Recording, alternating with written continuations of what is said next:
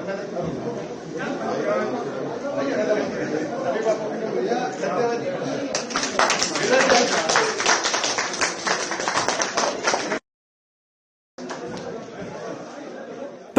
साल के नितिन नवीन और 45 साल की भारतीय जनता पार्टी, ये 45 वाली जोड़ी आने वाले 29 के चुनाव में और उससे पहले बंगाल और उत्तर प्रदेश के चुनाव में क्या तहलका मचाएगी, इस पर सभी की नजर बनी हुई है। आपको मालूम है कि भारतीय जनता पार्टी ने राष्ट्रीय कार्यकारी अध्यक्ष नितिन नवीन को बना दिया है। थोड़े फ्लैशबैक में चलते हैं और बताते हैं नितिन नवीन आखिर कौन है। तो नितिन नवीन वर्तमान में भारतीय जनता पार्टी कोटे से बिहार में कैबिनेट मिनिस्टर थे, पथ निर्माण विभाग के मंत्री थे और अब भारतीय जनता पार्टी ने उन्हें राष्ट्रीय कार्यकारी अध्यक्ष घोषित कर दिया।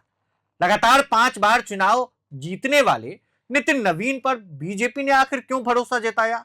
आखिर ऐसा क्या नितिन नवीन ने कर दिया जिससे वो अमित शाह और नरेंद्र मोदी के फेवरेट बन गए? हमारे साथ बात करने के लिए हमारे सहयोगी परितोष शाही मौजूद हैं। आखिर इतने फेवरेट नितिन नवीन कैसे बन गए परितोष, जरा बताइए दर्शकों को। सबसे पहले तो आपको बता दें कि इस पद के लिए कई सारे नाम आगे चल रहे थे। शिवराज सिंह चौहान, भूपेंद्र यादव से लेके धर्मेंद्र प्रधान, कई जगह तो राजनाथ सिंह तक का नाम आया कि राजनाथ सिंह को अब मतलब एक जो रक्षा मंत्री है उसे हटा के भाजपा को एकदम फिर से आगे बढ़ाने की जिम्मेदारी उन्हें मिलेगी। लेकिन तमाम अटकलों पर कल शाम में उस समय विराम लग गया जब एक नोटिफिकेशन आता है, अरुण सिंह मतलब एक प्रेस रिलीज जारी होता है, अरुण सिंह का सिग्नेचर उस पर होता है और लिखा होता है कि नितिन नवीन को बीजेपी का राष्ट्रीय कार्यकारी अध्यक्ष बना दिया गया है। इसके बाद से तमाम तरह की चर्चाएं होने लगी कि आखिर कौन है नितिन नवीन। बहुत सारे लोगों ने तो नाम तक नहीं जाना था। उसके बाद से जब डिजिटल में एक टर्म होता है कीवर्ड, तो सबसे ज्यादा सर्च करने वाला एक वर्ड हो गया है नितिन नवीन कौन है। तो हम आपको बता दें कि नितिन नवीन बिहार सरकार में मंत्री है और 5 बार से विधायक है और हर बार इनके जीत का मार्जिन बढ़ते जा रहा है। एक कुशल संगठन करता है, मतलब जमीन से रहते हैं, इजी टू एक्सेसिबल है, मतलब जब भी आप मिलने जाए तो आपसे अच्छे से मिलेंगे, आसानी से मिलते हैं। आप भी कल गए थे, मिल के आए हैं आप जी। तो ऐसे हैं, मृदुभाषी है। मतलब जब इनकी नाम की घोषणा हुई तब मैं एक जगह देख रहा था तो आरजेडी के एक मृत्युंजय तिवारी हैं जो प्रवक्ता है, उनसे पूछा गया कि आप इनके बारे में कैसे सोचते हैं। तो बीजेपी और आरजेडी विचारधारा में तो एक दूसरे के एकदम कट्टर है, मतलब एक इस पार एक उस पार।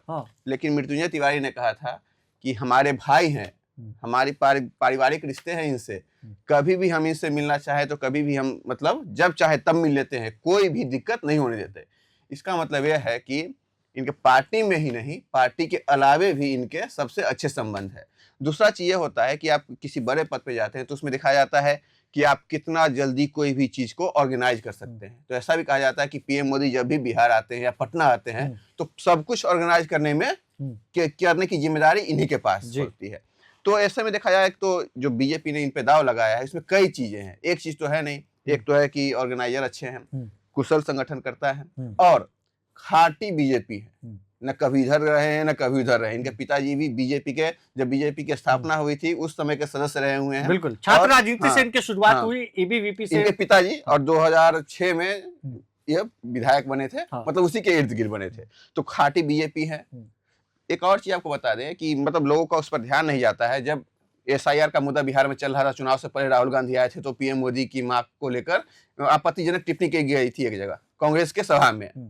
तो हर जगह विरोध प्रदर्शन हो रहा था। दिलीप जायसवाल से लेकर मंगल पांडे सब लोग कह रहे थे कि इसे हम चुनाव में मुद्दा बनाएंगे। लेकिन ये आदमी 2000 आदमी को लेकर कांग्रेस के ऑफिस पर चढ़ाई कर देते हैं।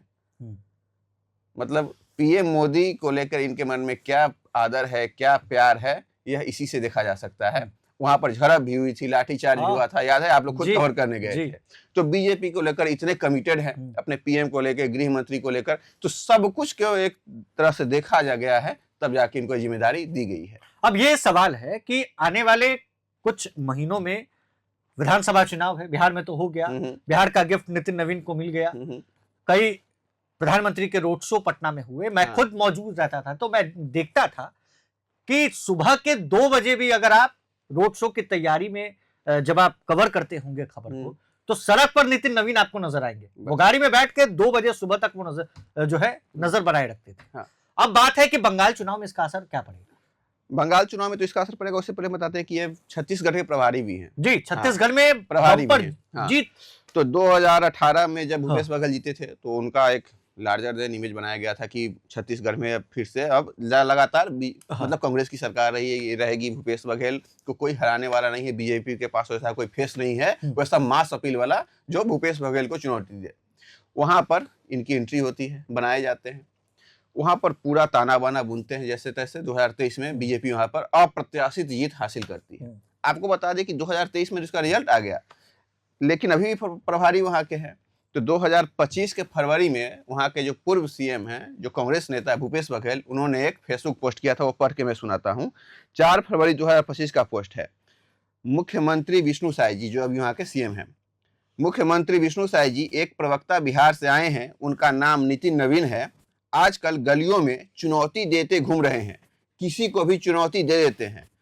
प्रवक्ता महोदय से कहना चाहूंगा कि धन बल और प्रशासन से नामांकन रद्द और निर्विरोध कब्जाने के बजाय चुनाव होने दें और तब बात कीजिएगा। छीन कर तो बंदर भी पेड़ पर चढ़ जाता है। जहां तक मेरी हिम्मत की बात है तो यह अपने दल के नेताओं से भी पूछ लीजिएगा। भूपेश बघेल को भी इन्होंने चुनौती दे दी। हाँ, मतलब इनको जो काम सौंपा जाता है वो ऐसा नहीं होता है कि दूसरे पे छोड़ देते हैं। खुद जब तक उसका रिजल्ट ना आए तब तक वहां से डिगते नहीं है, और रिजल्ट पॉजिटिव ही आए ऐसा भी श्योर करके ऊपर तक रखते हैं। इसीलिए देख रहे हैं कि एक ही बार में जो नाम। एक और चीज आपको बता दें, कल जब उनको मतलब नाम अनाउंस किया गया, उस समय बांकीपुर में अभिनंदन, अपने कार्यकर्ताओं का अभिनंदन कर रहे थे। बिल्कुल एक साइड बैठे थे, सबसे साइड में थे, बीच में वो खुद नितिन नवीन, उसके बाद बीच में थे दिलीप जायसवाल, सम्राट चौधरी, मंगल पांडे, चारों लोग। उस समय का फोटो देखिएगा तो सम्राट चौधरी के चेहरे पर एक अलग सी लगता है कि मैं उसमें सबसे बड़ा हूं।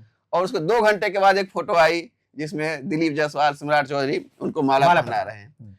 तो बीजेपी में अब देखिए कैसे कैसे होता है उसमें। और इसी के लिए बीजेपी जानी जाती है, लगातार चौंकाने वाले, चक्का रखने वाले, चाहे वो दिल्ली की बात करे या कहीं की भी बात करे। गुजरात में एक बार में पूरा मंत्रिमंडल चेंज कर दिया जाता है, कोई उफ तक नहीं करता। इस तरह के फैसलों के लिए बीजेपी जानी जाती है। और एक और चीज है, बीजेपी भी ट्रांजिशन के फेज से गुजर रही है। अब नई पीढ़ी, जैसे 2009 में हुआ था कि नितिन गडकरी लाए गए थे, उसी एकदम कम उम्र के थे, उनको भी ज्यादा लोग नहीं जानता था। उसी तरह से आज नितिन नवीन, इनको तो लोग जानता है, मंत्री भी रहे, वो मंत्री भी वो नहीं थे। तो एक 45 साल के 6 अप्रैल 1980 को बीजेपी की स्थापना हुई थी और 23 मई 1980 को एग्जाम ली थी। मतलब बीजेपी से लगभग 50 दिन छोटे हैं और आज वहां के कार्यकारी अध्यक्ष हैं। बिल्कुल, बिहार के युवाओं की धड़कन कहे जाने वाले नितिन नवीन को बड़ी जिम्मेदारी मिली है। नितिन नवीन राष्ट्रीय कार्यकारी अध्यक्ष बन गए हैं और जिसका स्वागत समारोह अब दिल्ली में चल रहा है। अमित शाह से लेकर जेपी नड्डा और दिल्ली के मुख्यमंत्री रेखा गुप्ता से लेकर पीयूष गोयल और कई तमाम बड़े नेता जो हैं इस समारोह में शामिल होने के लिए पहुंचे हैं। और ये इनसाइड स्टोरी थी। आपको ये वीडियो कैसा लगा कमेंट बॉक्स में बताना ना भूले। ये वीडियो को लाइक करना, शेयर करना और सब्सक्राइब करना चैनल को ना भूले। बहुत बहुत शुक्रिया। प्रभातखबर.com, विश्वास वही, रफ्तार नहीं।